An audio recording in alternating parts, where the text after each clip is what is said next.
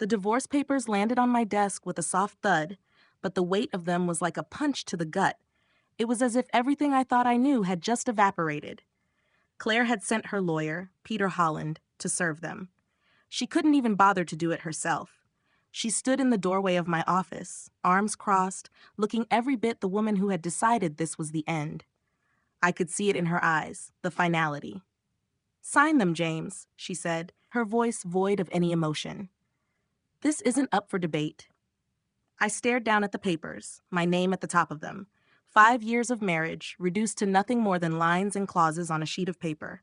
I was James Walker, 37 years old, and up until that moment, I thought I had a life. I had a steady job as a systems analyst at a tech firm, a good income, and a 2-bedroom apartment in the city that we called home.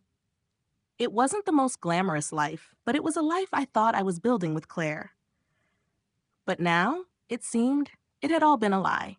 Claire had decided she was done, and there was nothing I could do to change her mind. I took a deep breath, trying to keep my voice steady. "Can we at least talk about this? About why you're doing this?" The question felt almost pathetic as soon as I said it. What was there to talk about when she had already made her decision? Claire let out a humorless laugh, the kind that cuts through the air like a knife. "James, we haven't had a real conversation in months. Don't act like you're surprised." Her words stung. The truth was, I hadn't seen it coming. I had sensed things weren't perfect between us. Who doesn't in a marriage? But I never imagined that she would pull the plug without even so much as a conversation. My heart raced in my chest, but I didn't let it show. I had to hold it together. Peter, her lawyer, adjusted his tie like he was about to give me a briefing. "James, my client is offering you a fair settlement. You'll keep your personal belongings and your car. That's generous considering the circumstances." Generous? What did he mean generous? I'd worked hard for everything I had, and now Claire was treating it like she was doing me a favor. I could feel the anger creeping up, but I swallowed it down. "What about the apartment?" I asked, though I already knew the answer. Claire's name was on the lease, and I knew the apartment would stay with her. Still, I had to ask. Peter didn't even look up from his papers. "Claire's name is on the lease, James. You'll need to vacate by the end of the month." I could feel my chest tighten as I looked over at Claire, trying to find some hint of the woman I once loved. But there was nothing. Just cold, indifferent eyes staring back at me, as though I was no more than a piece of furniture she no longer needed. My mind started to race, and the words came out before I could stop them. "You're seeing someone else, aren't you?" Claire didn't flinch. If anything, her expression hardened even more. "None of your business anymore, James. Sign the papers." It felt like a slap in the face. She didn't even have the decency to tell me the truth. But I didn't have the energy to fight it anymore. I picked up the pen Peter had thoughtfully placed beside the papers, the smooth click of it echoing in the silence of the room. My hand didn't shake, but it felt like the weight of the world was pushing down on me. I signed my name on every dotted line, each stroke of ink erasing a part of my life. Peter packed up the papers quickly, like it was just another task in his day. "All done. You have 30 days to vacate. We'll be in touch." He didn't even look at me as he turned and walked out the door, Claire following close behind. I didn't hear her say another word. The door clicked shut behind them, and I was left alone in the room, the silence so heavy I could barely breathe. I sat there for what felt like hours, just staring at the coffee mug Claire had given me on our second anniversary. It said "Best Husband" in flowery letters, a gag gift she thought was cute back then. Now, it felt like a cruel reminder of everything I had lost. I wondered if she had been planning this all along. Had I ever really been the man she wanted, or was I just a stepping stone to something better for her? The next few weeks passed in a blur. The apartment became a chaotic mess of boxes, all the things I had accumulated over the years with Claire, photos, mementos, pieces of our life together. I couldn't bring myself to look at most of it. It was easier to throw it all away, piece by piece, until there was nothing left but the emptiness that had come to define me. I moved into a small 1-bedroom apartment in the Heights, an area just outside the downtown core. It was all I could afford now, but it was mine. That was about all I could say for myself at that point. Eric, my younger brother, offered to let me crash with him and his wife, but I refused. I didn't want to be a burden. I'll figure it out, I told him, though I didn't know how. Eric helped me move the last of my things, his concern obvious as he watched me closely. You doing okay? He asked as we carried boxes out of the old apartment. I forced a smile, not wanting to burden him with my pain. I'm fine, just adjusting. The truth was, I wasn't fine, but I didn't know how to fix it. Every night, I came back to my tiny apartment, sat in the small living room, and stared at the walls, wondering how my life had unraveled so quickly. I didn't know where to go from here. 2 weeks after the divorce was finalized, I was still numb. My new apartment, though small and unremarkable, felt like the only place I could be. I had no real reason to leave, no real desire to go anywhere or do anything. My routine had become a blur of work, meals alone, and more hours spent staring at the walls. I tried to focus on my job, but every time I sat down at my desk, my mind wandered. I kept thinking about the life I had lost, the life I had thought I was building with Claire. It was like I was stuck in some kind of emotional quicksand, unable to pull myself free. And then came the call that would change everything. It was a Friday afternoon when the phone rang, breaking the silence of my apartment. I had just finished working for the day and was about to grab some dinner when the unfamiliar number appeared on the screen. I picked it up without thinking, and a voice I didn't recognize spoke on the other end. Mr. Walker, this is George Cartwright, attorney for your late father. I need to speak with you about some important matters regarding your family's estate. I froze. My father had passed away 5 years ago, and though we weren't estranged, we certainly weren't close. He was a mechanic, a quiet man who worked hard and kept to himself. We didn't share much, and I had always assumed there wasn't much to inherit from him, just the life insurance policy that had paid for his funeral. So why was I hearing from his lawyer now? I wasn't expecting to hear from you, I said, my voice uncertain. Cartwright didn't seem to take offense. I understand this may be unexpected, but your father had set up a trust many years ago. There's a matter of some importance that we need to discuss, and it requires your immediate attention. His tone was matter-of-fact, but something in his words made my stomach drop. I didn't know what to make of it, but something told me I needed to find out. Can you meet me tomorrow? I'll explain everything then, he suggested. I agreed, though I had no idea what I was walking into. The next afternoon, I found myself sitting in a lawyer's office in the downtown district. The room was quiet, with dark wood paneling and expensive leather chairs. Cartwright, a middle-aged man with a neatly trimmed beard, handed me an envelope sealed with wax. I didn't know what to expect, but the way he handed it to me, almost reverently, made me feel as though it was something important. Your father left this final request. He stipulated that it only be opened in the presence of his son, Cartwright said. I am legally bound to follow his instructions. I took the envelope from him, feeling an odd weight in my hands, as if the letter itself was heavy with meaning. I opened it carefully, half expecting to find a simple will or some old paperwork. Instead, I pulled out a handwritten letter in my father's familiar, neat handwriting.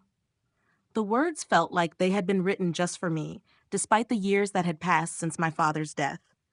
James, if you're reading this, I'm no longer with you. This trust was set up when you were just a boy, with the idea that it would help you should you ever need it. The amount may surprise you, but it's yours. Use it wisely. I'm sorry I wasn't there to guide you more, but know that you were always my greatest pride. With love, Dad. I sat there in stunned silence, the letter slipping from my hands as the weight of it all sank in. My father had set up a trust for me all those years ago, before I even knew what it was. He had left me something I never imagined, and now it was mine. I looked up at Cartwright, my mind racing. What does this mean? How much is there? Cartwright, as calm as ever, slid a small bank card across the table. My name was embossed in silver on it. This is the key to accessing the trust. Your father made sure you wouldn't be dependent on anyone else, but that it would be available if you ever needed it. The trust has accumulated significantly over the years, and the current value is around $20 million. I couldn't believe what I was hearing. $20 million? My father, the quiet mechanic, had set aside that much? My mind was spinning. He had always been careful with money, always insisted that we live modestly. I had no idea that he had a fortune like this.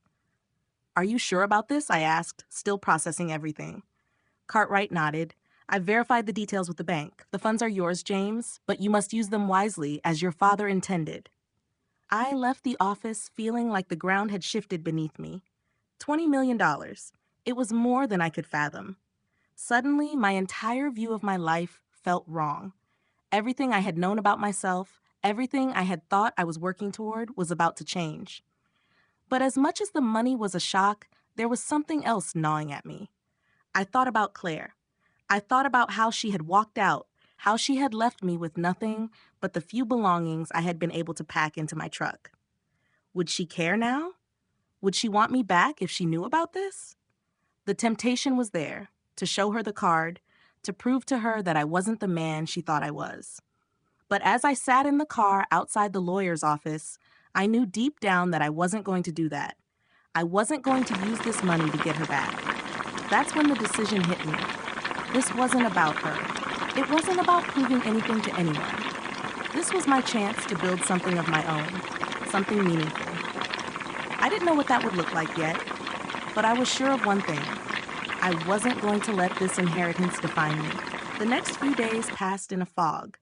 The realization that I now had access to a fortune didn't settle as I'd expected. It wasn't like I had imagined in some fantasy where the money would solve all my problems or somehow magically transform my life into something perfect. Instead, it felt like I was standing at the edge of a cliff, unsure whether I should jump or walk away. The weight of $20 million was heavy in a way I hadn't anticipated. It wasn't freedom, it was responsibility, a reminder that nothing in life comes without a price.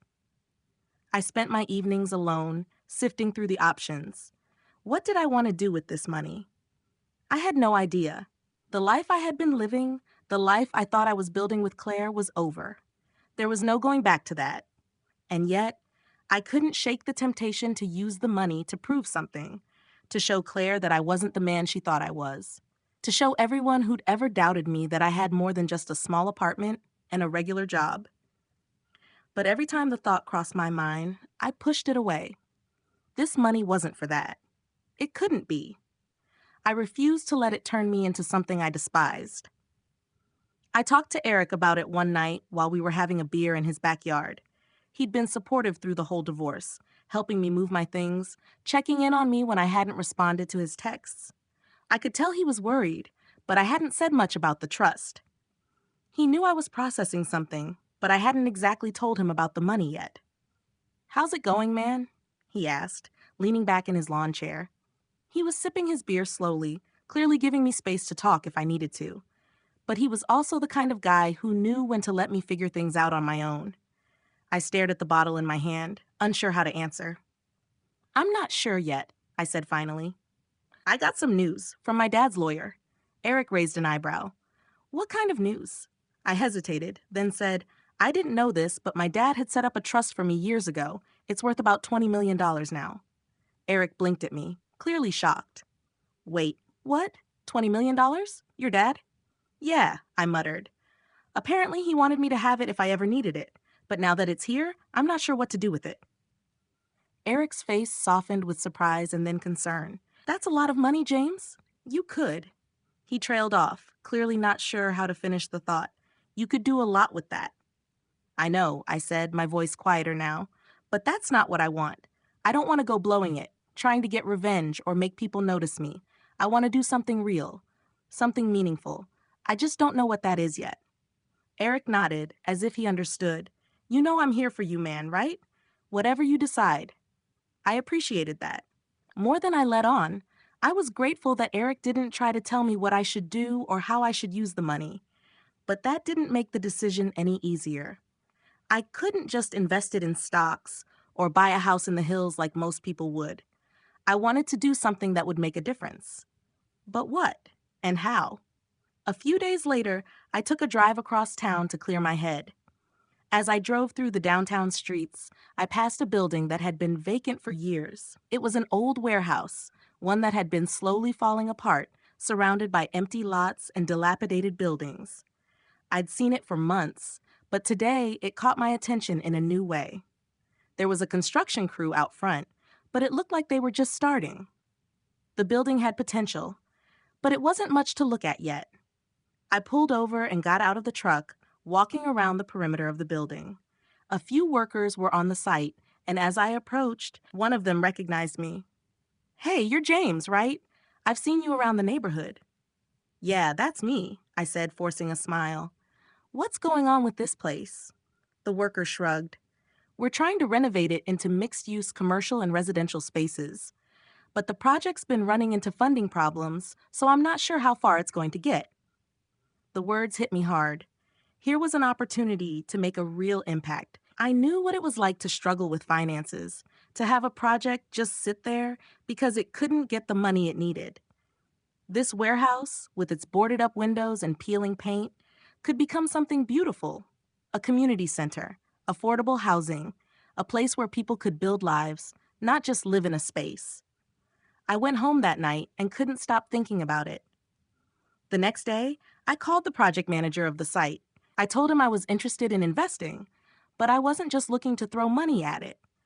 I wanted to buy into the entire project, take control, and make sure it included affordable units, green spaces, and a community center. Things that would actually benefit the neighborhood. 2 weeks later, I met with the team behind the project. I helped them secure funding, brought in some of my own connections, and worked with the architects to ensure the project reflected what I believed in. Creating a space that would bring people together, not just generate profit. I wasn't the one on the ground doing the physical labor, but I was there every day, checking on the progress, making sure we stuck to our goals. It wasn't glamorous work. It wasn't going to make me famous, but that didn't matter. Every time I walked through that building, I felt like I was building something real. I felt like I was finally doing something that mattered. Eric, of course, was excited for me. "This is huge, man. You're actually doing something that's going to change lives." And he was right. This wasn't just about a paycheck or proving Claire wrong. This was about something more. Something I had been searching for ever since my life had fallen apart. A way to rebuild, but this time, to build for others. The next few months flew by in a blur of meetings, contracts, and construction. I watched as the old warehouse transformed, as new homes were built, and as a community began to take shape around something that had once been abandoned and forgotten. It felt like I was laying down the foundation for my own future in a way that actually meant something. For the first time in months, I felt at peace. The money wasn't the answer to all my problems, but it had given me the freedom to make choices that reflected who I wanted to be, not just what I could afford. And for the first time in a long time, I felt like I was on the right path. 3 months into the project, things were moving faster than I had anticipated. The warehouse that had once been a shell of a building, full of potential but left to deteriorate, was slowly transforming into something incredible. The community center had started taking shape. The first few residential units were nearly complete, and the excitement around the project was palpable. I spent every free moment I had on site, checking on everything, making sure we were staying true to our vision. I was beginning to see the fruits of my labor and of my decision to invest in something meaningful. But as the building transformed, so did I. I couldn't deny that the process of being involved in something so tangible, so real, had changed the way I saw myself. This wasn't just a business deal or a way to prove something to Claire or anyone else. It was more than that. This was my way of rebuilding myself. I wasn't just laying bricks. I was laying the foundation for who I wanted to become. I had been so focused on the emptiness left by the divorce, on what I had lost, that I hadn't realized that what I was building now was for me. For the first time in a long time, I felt like I was living for a purpose that had nothing to do with impressing anyone else. Still, even as things moved forward, I couldn't ignore the nagging feeling that I hadn't fully processed everything. Every so often, when I'd walk through the building, I'd find myself thinking about Claire, wondering if she'd seen the news about the project, about the developments, wondering if she'd be surprised by what I had managed to do with what little I had left. And more than that, I found myself wondering if she'd ever reach out again. I couldn't help it. Part of me wanted to prove her wrong. to show her that I wasn't just the guy she had left behind, someone who was only defined by his job and his small apartment. I wanted her to see that I had done something with my life, that I had built something real. It was petty, I knew that. But that old desire to be validated, to show her I was more than what she thought, still lingered in the background of my thoughts. Then one evening, just after we'd finished a particularly exhausting day on the site, I got an email. It wasn't from a contractor or an investor. It was from Claire. I stared at the screen, heart racing in my chest. I hadn't heard from her in months, and here she was, reaching out. The subject line was simple: "Can we talk?" I didn't open it immediately. Part of me wanted to hit delete, to move on and leave her behind. But another part of me, that part I'd tried to bury under all the work and all the progress, needed closure, needed to hear her words, even if they were just another reminder of what I'd lost. I clicked open the email. "James, I know this is probably the last thing you want to hear from me, but I've been thinking a lot about everything that happened. About us. About how things ended. I never should have left the way I did. I've been regretting it for months, even though I didn't show it. I know that's not an excuse, and I'm not asking for forgiveness. I just wanted you to know that I see what you've done, what you've built. I saw the news about the project, and I wanted to reach out. I don't expect anything from you. I just needed to say that I'm sorry. For everything. Claire." I sat there for a long time, staring at the screen. Her words hit me harder than I expected. She was sorry. She recognized what I had done, what I had built. But there was nothing more than that. No plea to come back. No attempt to fix things. Just an acknowledgement, and it was the acknowledgement that stung the most. I had spent months focusing on this project, on creating something bigger than myself, and here it was, the very thing I had been trying to prove to her. She saw it. She knew. But there was no invitation for reconciliation, no promises that she had changed or wanted me back. It was the closure I had wanted, but in a way I hadn't expected. Claire had made her choice, and it was clear now that she wasn't going to change it. Her apology wasn't for us, it was for herself, to ease her conscience, to let her off the hook. But for me, it wasn't enough. It would never be enough. I wasn't the man I was when she walked out. I had changed. I had built something real. And now I could finally see that I didn't need her validation anymore. I didn't need her at all. I closed the email and sat back in my chair. The weight of the moment hit me like a wave. It was over. Claire was gone, and she wasn't coming back. And for the first time, I was okay with that, because I had found something more than what she had ever given me. I had found myself. And that was enough. The next few days passed quickly. I threw myself back into the project, determined to make it everything I had envisioned. There were still challenges, budget issues, delays, disagreements with contractors, but I handled them with a sense of clarity that I hadn't had before. I knew what I was doing, and I knew why I was doing it. The end result wasn't just a new building. It was a new life for me, one that wasn't defined by my past mistakes or by the relationship that had fallen apart.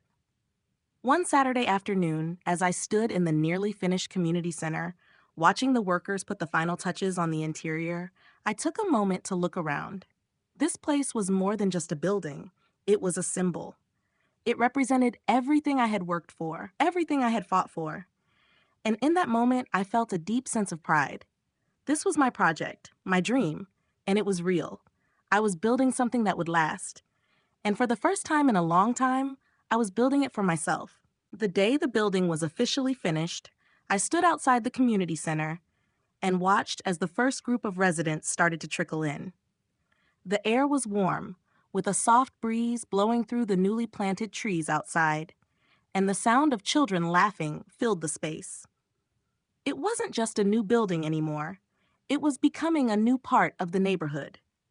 The kind of place that had been missing, a place where people could come together, where their lives could intersect in ways they hadn't before.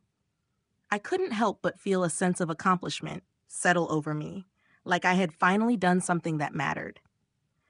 I had spent so much of my life feeling like I wasn't enough, like I had to prove myself to people who never really saw me for who I was.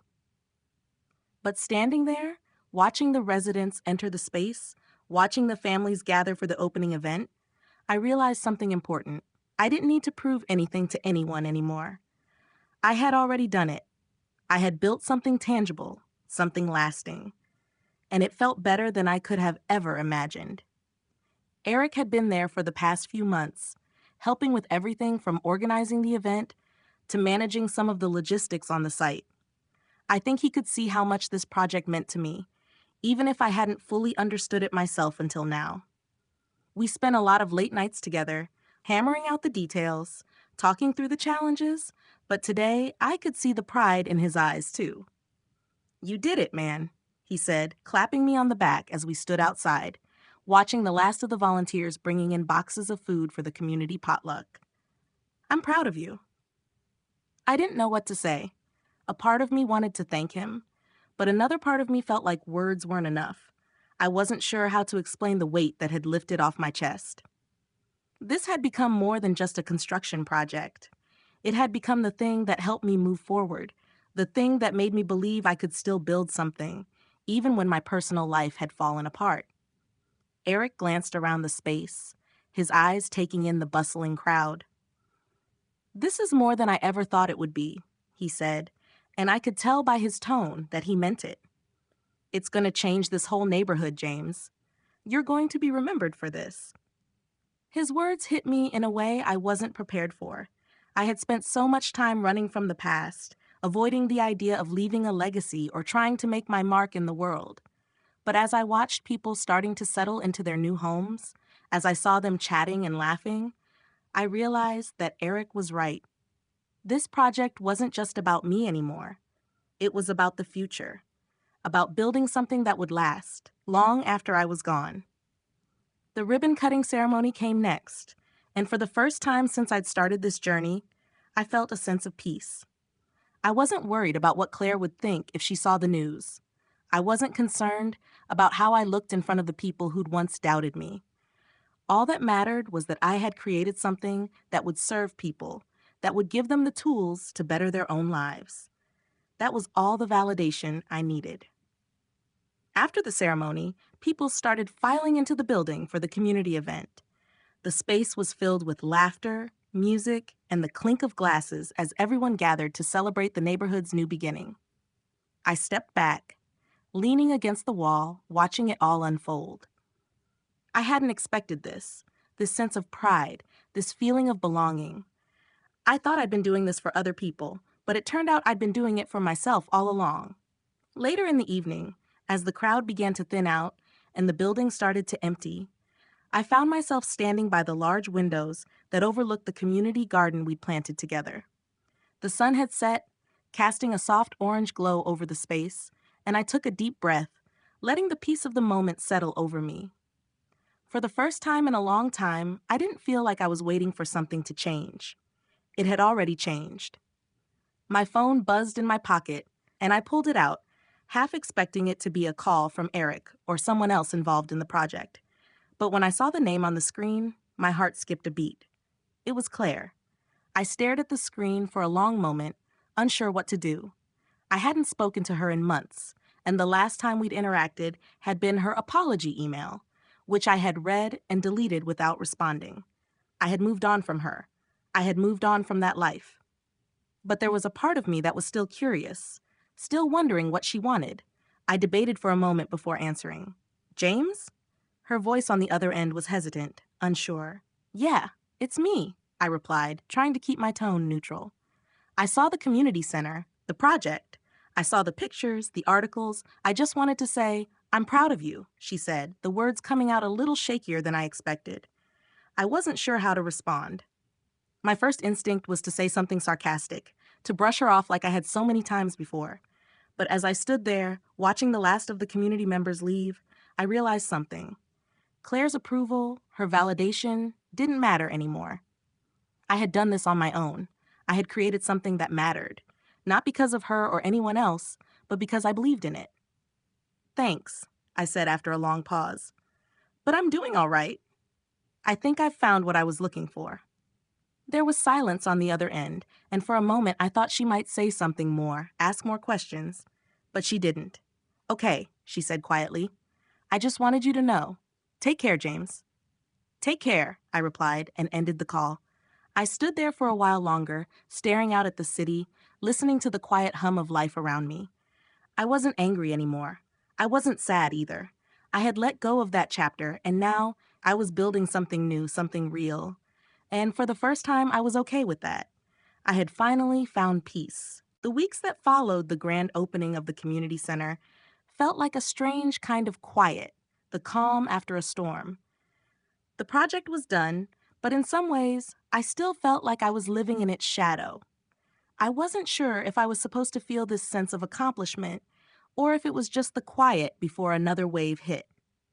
Every day, I found myself going back to the site, walking through the building, checking on the progress of the final details. But even though the physical work was over, something inside me felt like I hadn't fully processed the impact of everything that had happened.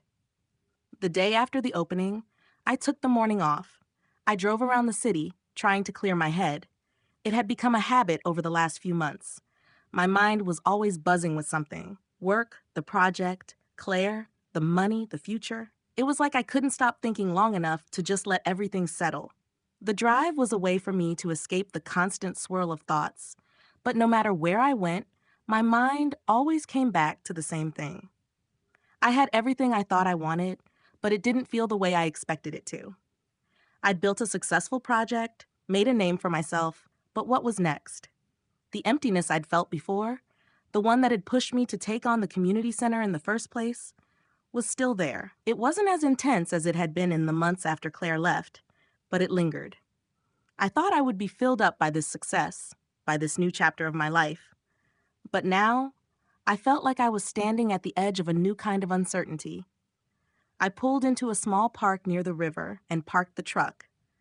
The view from the bench I found overlooked the water, the skyline shimmering in the distance. I used to come here with Claire sometimes, back when everything still felt simple. We'd sit on the bench, talk about our future, make plans. It was one of those places that had meant something to both of us. Now, it just felt like another reminder of a life I had lost. I sat down, staring out at the water, letting the sounds of the park wash over me. I wasn't sure what I was looking for, but it felt like I needed something to make sense of all the changes. It wasn't until a few hours later that I realized I hadn't moved. I was still sitting there, staring out at the horizon, lost in my thoughts. That was when it hit me. There was still one thing I hadn't done, one thing I hadn't truly confronted. My father. I hadn't visited his grave in years. The idea of going back had always felt like a weight I wasn't ready to carry. But now, with everything that had happened, the project, the money, the changes, I couldn't shake the feeling that I needed to face that part of my past. I had built something tangible, something that would last, but I hadn't fully understood the part my father had played in it all. I needed closure, not just with Claire, but with the legacy that had been handed down to me, the one I had ignored for so long. The next afternoon, I drove out to the cemetery. It was quiet and peaceful, the kind of place where you could almost feel the weight of history pressing down on you. I walked through the rows of stones, my footsteps slow and deliberate, until I found his grave. The headstone was simple, nothing fancy, just his name and the years of his life. It wasn't the grand monument I had imagined someone with a fortune would have, but it was fitting. My father had never been about show. He had worked hard and quietly, and in many ways, that was all he ever wanted. I stood there for a long time, just looking at the stone. My mind replayed the memories, the moments of frustration, the silence between us, the times I had wished he had been more present in my life. But in the stillness of the cemetery, those feelings faded. I realized I had been angry at him for so long, angry for not being the father I had wanted, angry for not being the kind of man I thought I needed. But standing there now, I could see the truth. He had given me everything I needed. The trust, the quiet strength, the lessons I hadn't understood at the time, they were all part of the foundation I was building now. "Thanks, Dad," I whispered to the stone, the words coming out softer than I had expected. "I finally get it." For the first time in years, I felt like I could let go of the anger.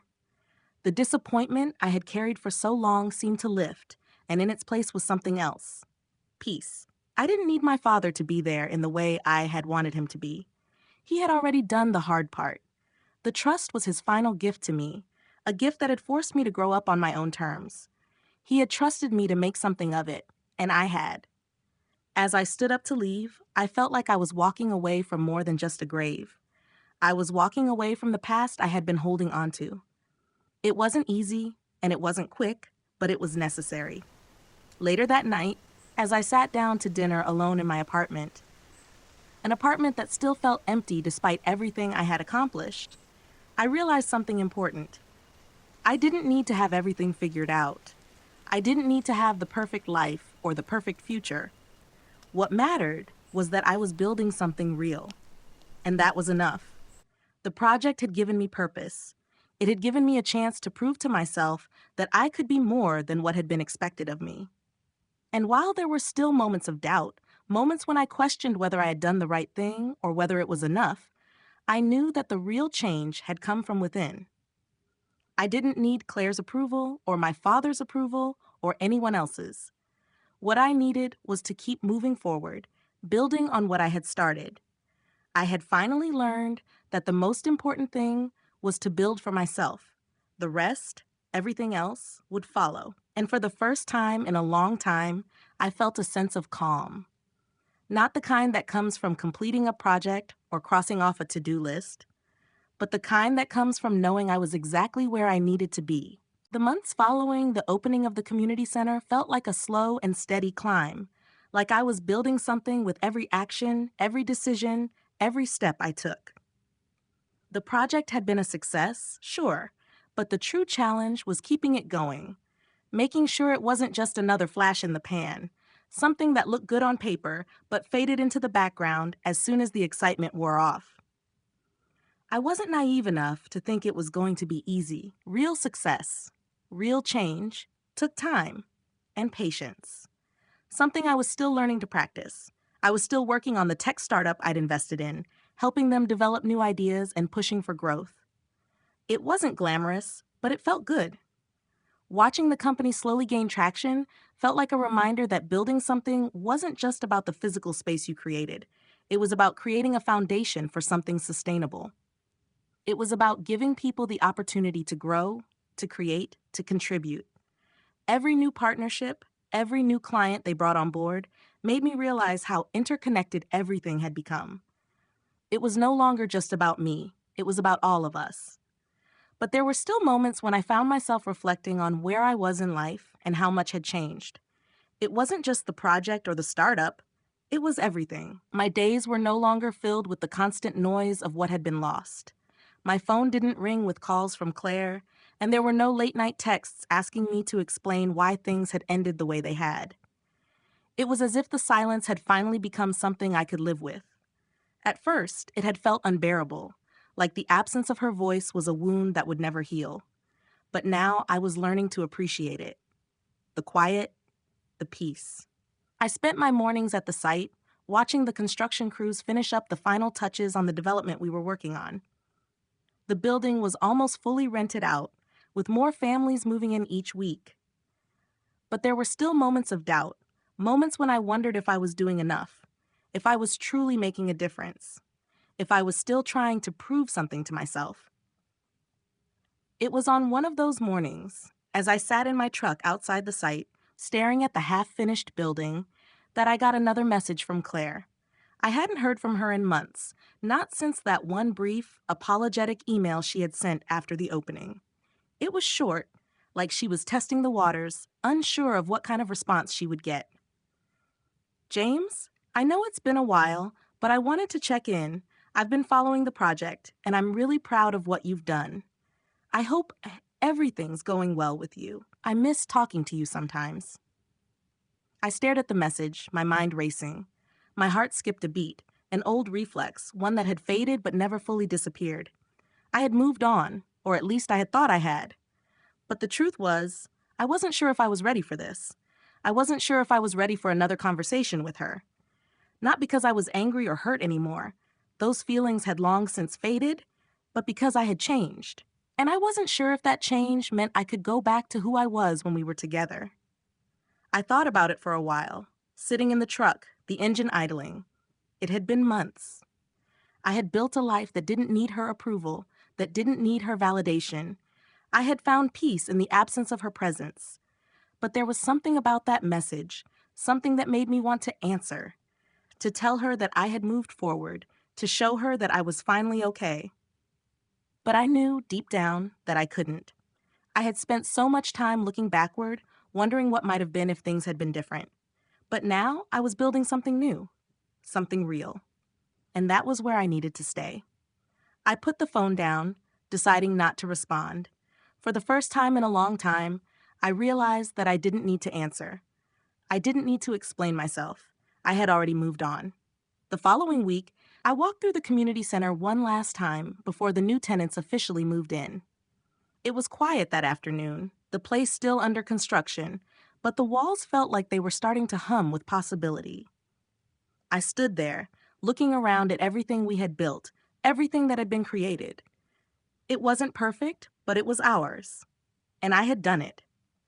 I thought about my father, about how he had always kept his distance, never telling me everything, how he had set up the trust without ever explaining why. But now I realized that he had given me the most important lesson, not just how to survive, but how to build. Not just a life, but a future. He had given me the tools to create something that mattered, even when I didn't understand what it would look like. It wasn't just the money that had made this happen. It was the willingness to risk, to fail, to learn, to build something from nothing. And that, more than anything, was the gift he had given me. As I walked out of the community center feeling the warmth of the sun on my face, I realized something important. I wasn't just building projects anymore. I was building a life I could be proud of, a life that didn't need the approval of anyone else, least of all Claire. And for the first time in a long time, I was exactly where I needed to be. I wasn't looking for validation anymore. I wasn't waiting for someone to tell me that I had made it. I had already made it. Everything I had done, every decision I had made, had led me here, and that was enough. In life, don't wait for external validation to define your worth. Build something meaningful for yourself, whether it's a project, a relationship, or a personal goal. Embrace the quiet moments of growth and remember that success isn't about proving others wrong, but about staying true to your values. Learn from your past, but don't let it hold you back. Move forward, even when the path seems unclear, because real fulfillment comes from within. Don't rush the journey. Allow yourself the time to grow, build, and create a life that truly matters to you, not to anyone else.